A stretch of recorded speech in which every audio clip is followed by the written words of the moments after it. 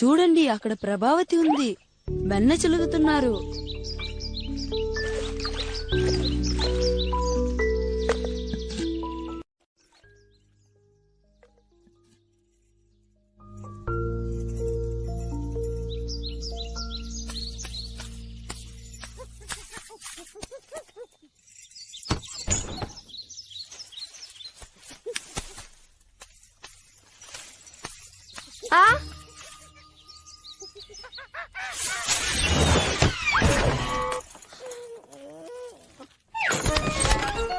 ఏంటా శబ్దం?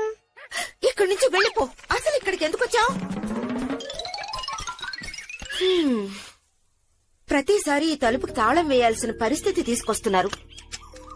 యమునా తీరం ఇటువైపు ఉన్న కోతుల దగ్గర నుంచి దేన్ని కాపాడలేం. ఈ కోతులే కాకుండా యశోదమ్మ కొడుకు కృష్ణుడు ఇప్పుడు ఇంట్లోనే ఉండుంటాడు. కానీ ఒక్క నిమిషంలో నేను ఇక్కడ వెన్న పెట్టానన్న విషయం తెలుసుకుని వచ్చేస్తాడు. అరవకండి. అది కాకుండా నేను కృష్ణుడు మొహం చూస్తేనే ఏదీ గుర్తుండదు. అంతా మర్చిపోతాను తెలుసా. వాడేం తప్పు చేసినా అందుకే తిట్టడానికి మనసొప్పదు. ఓ, వాడు నిజంగా దేవుడే. కానీ ఇక మీద నేను వాడి చేతిలో మోసపోను. ఏమైంది కృష్ణ? ప్రభావతి అమ్మా ఇప్పుడు ఇంట్లో ఏం వేలాడదీశారో తెలుసా? నేను మీకు చెప్తాను.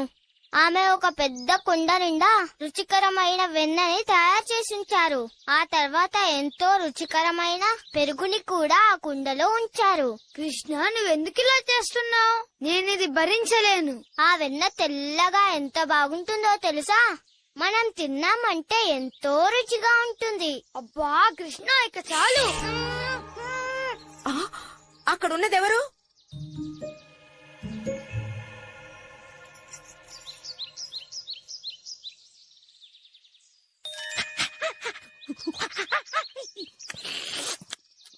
ఆ వెన్నని ఇప్పుడే తినాలనిపిస్తుంది కదూ. ఓరినైనా మళ్ళీనా? ఈ రోజు ఇంతవరకు తిన్నది చాలు కృష్ణ. తిన్నానా? నేనెంత తిన్నా వెన్న నాకు సరిపోదని నీకు తెలీదా? ఈ విషయంలో సుబాలా చెప్పింది నిజమనిపిస్తుంది. కానీ నా పొట్ట కూడా నీ మాటే వింటుంది కృష్ణ. మరి ఎందుకు ఇంకా ఆలస్యం?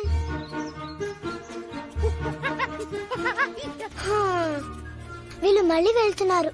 ఇప్పుడు నేను మాత్రం ఒంటరిగా ఉండడం ఎలా?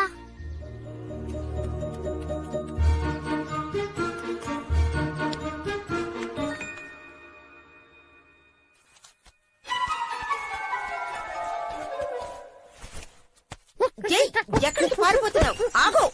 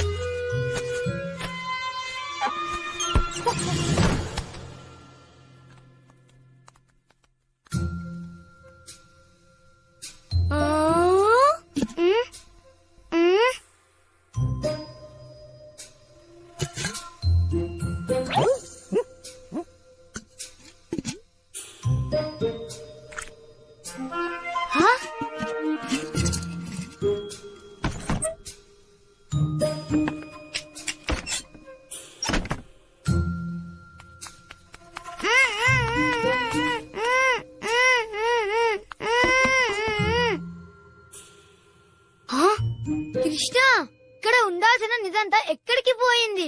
ఈసారి మనం అనుకున్నది ఏదీ జరగలేదు. సుబాలా చెప్పింది నిజమే. ఇక్కడ ఏదీ లేదనుకుంటాను. వాళ్ళు లోపలికి వచ్చేలోగా మనం వెళ్ళిపోవాలి.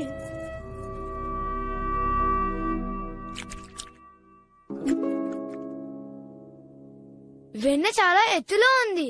అది మనకి అందదు. కృష్ణుడు ఉన్నంత వరకు ఏది అసాధ్యం కాదు. ఈసారి నువ్వేం చేయాలనుకుంటున్నావో చెప్తావా? మీరందరూ నాకు తోడుంటే నేను ఏదైనా చేయగలుగుతాను.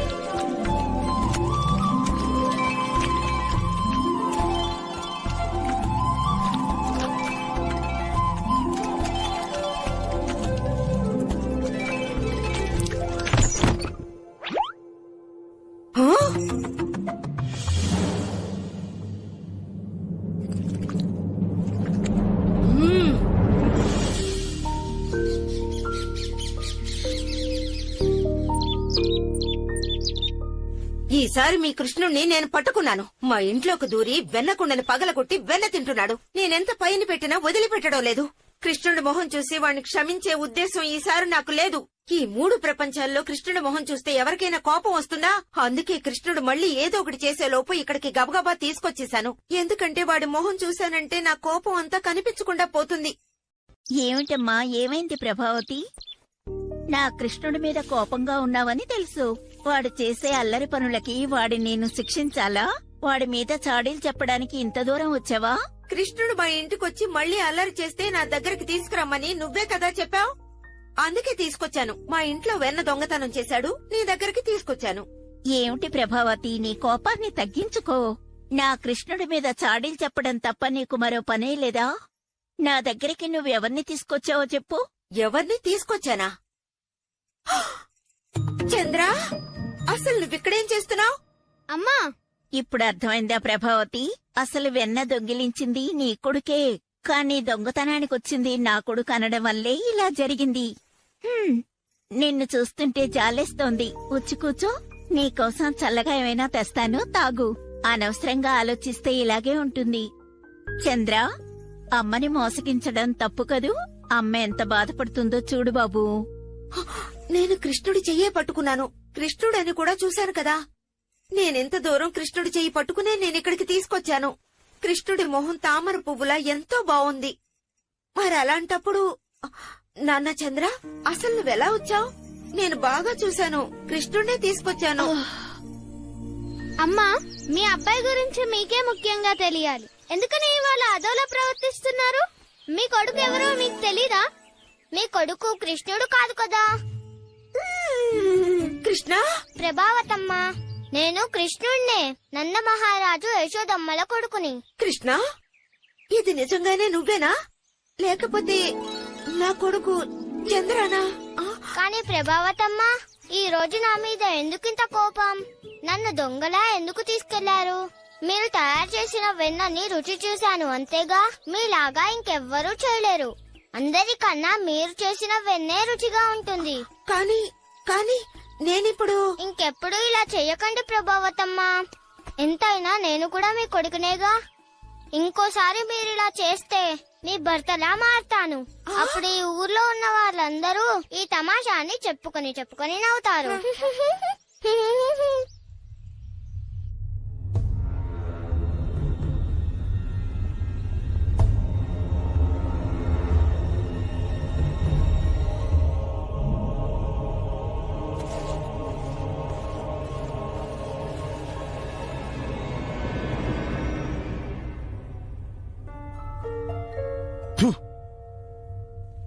రాజుకు తీసుకొచ్చి ఇవ్వాల్సిన ఆహారం ఇదేనా? అసలు ఎంత ధైర్యం నీకు? నువ్వు ఎక్కడ ఉన్నా ఇంకా ఎంత కాలం నన్నిలా బాధ పెడతావు మరణదేవత? లేదు, నీ వల్ల నేనింకా బాధకు గురి అవ్వను. నిన్ను ఎలాగైనా సరే కనిపెట్టి ఇలాగే నా కాలి కింద పెట్టి నలిపేస్తాను. ఈ ప్రపంచం మొత్తం వెతకాల్సిన పరిస్థితి వచ్చినా వెతుకుతాను, కానీ ఆ పిల్లాన్ని కనిపెడతాను.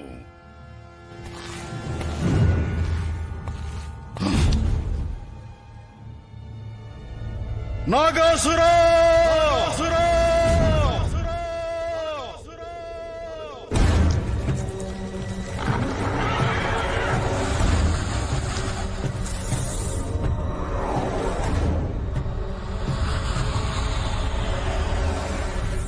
నాగాసురా, నన్నంతం చేయటానికి జన్మించిన పిల్లాడెక్కడున్నాడో వెతుకు.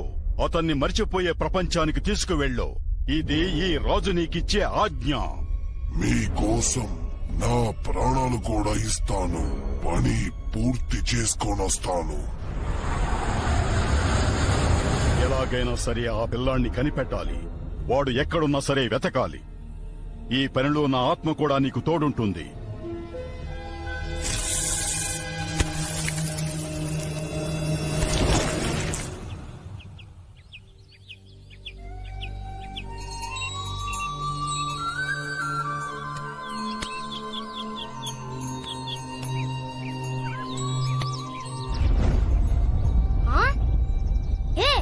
అటు చూడండి, కృష్ణ అక్కడ చూడు, ఇంతవరకు మనం ఆ గుహని చూడలేదు కదా.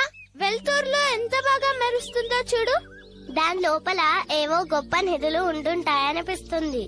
కృష్ణ, రా వెళ్ళి చూద్దాం. ఎవరు ముందుకెళ్తారని చూద్దాం. త్వరగా రండి. నేను ఇక్కడే ఉండి ఆవులన్నింటినీ చూసుకుంటాను.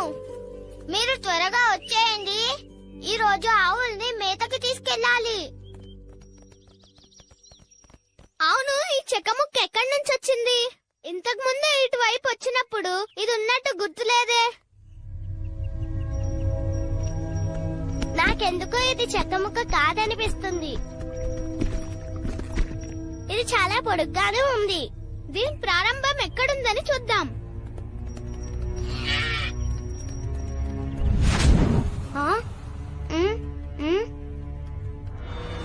ఆగండి ఆగండి, నేను వస్తున్నాను.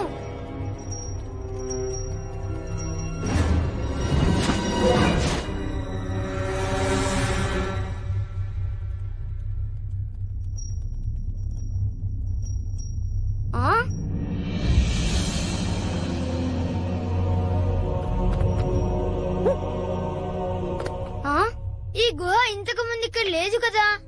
నాకేదో ఇక్కడ తప్పు జరుగుతున్నట్టుగా ఉంది. మనం తిరిగి వెళ్ళిపోదామా? ఏం దిగులు పడకు మధు, ఇది నిజంగా ఒక గొప్ప సాహసమే.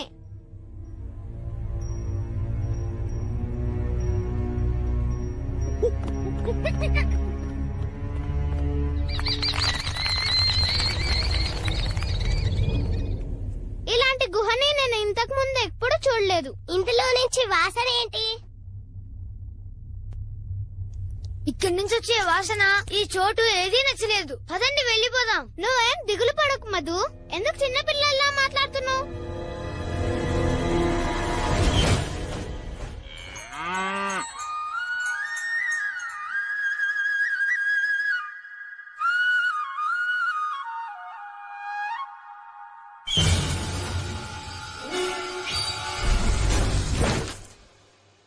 మిత్రులారా, ఆ గుహలోకి వెళ్ళకండి. అది గుహ కాదు, అగాసురుడి నోరు. దయచేసి వచ్చేయండి. ఆగండి, వెళ్ళకండి.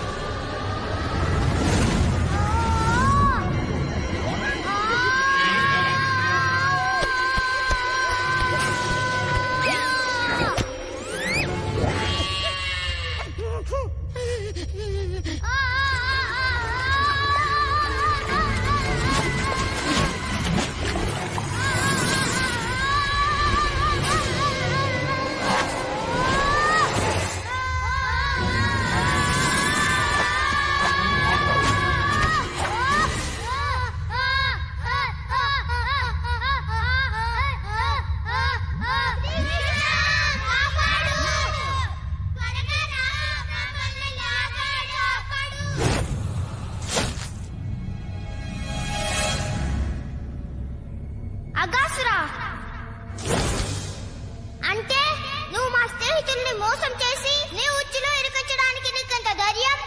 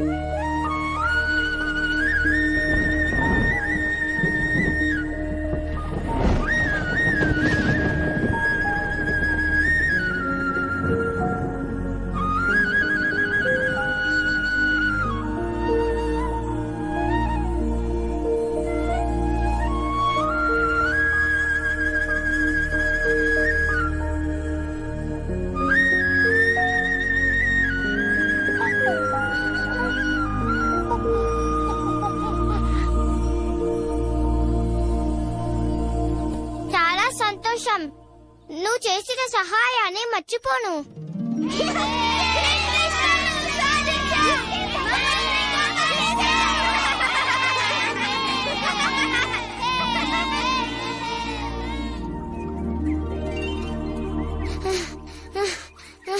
కృష్ణ కృష్ణ అడవిలోంచి భయంకరమైన శబ్దాలు వినిపించాయి. అసలు ఇక్కడ ఏం జరుగుతోంది కృష్ణ? మీ అందరికీ ఏం కాలేదు కదా? ఒకసారి అలా చూడండి, ఎంత భయంకరమైన మృగం మన అడవుల్లోకి ఎలా వచ్చింది.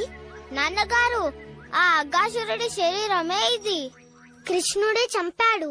నాయనా కృష్ణ, నీకేమీ కాలేదు కదా? ఇంత భయంకరమైన రాక్షసుడిని కృష్ణుడు చంపాడా? ఇది మమ్మల్ని చంపే లోపు కృష్ణుడు దాన్ని చంపేశాడు.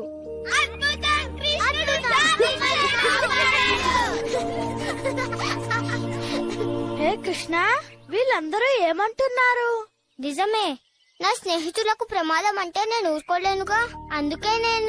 అందుకని ప్రపంచంలో ఉన్న అతిపెద్ద రాక్షసుల్ని అంతం చేస్తావా? అది ఒంటరిగా. నువ్వు చాలా గొప్పవాడివి. కృష్ణ, నిజంగా నువ్వు నా కొడుకు చంద్రని, మిగతా వాళ్ళని చాలా తేలిగ్గా కాపాడావు. నీకెప్పుడు కావాలన్నా మా ఇంటికొచ్చి ఏదైనా తినొచ్చు. ఇలా చెప్పినందుకు చాలా సంతోషం ప్రభావతమ్మా. కానీ ఆ కోతిని మాత్రం మీతో తీసుకురాకండి. మీరందరూ కావాలంటే రండి, సరేనా? ఏది ఏవైనా సరే, ఆ శ్రీ మహావిష్ణువే మనందర్నీ కాపాడుతున్నది. ఆ దేవునికి కృతజ్ఞతలు చెప్పాలి. మనం ఇక బయలుదేరదాం పదండి.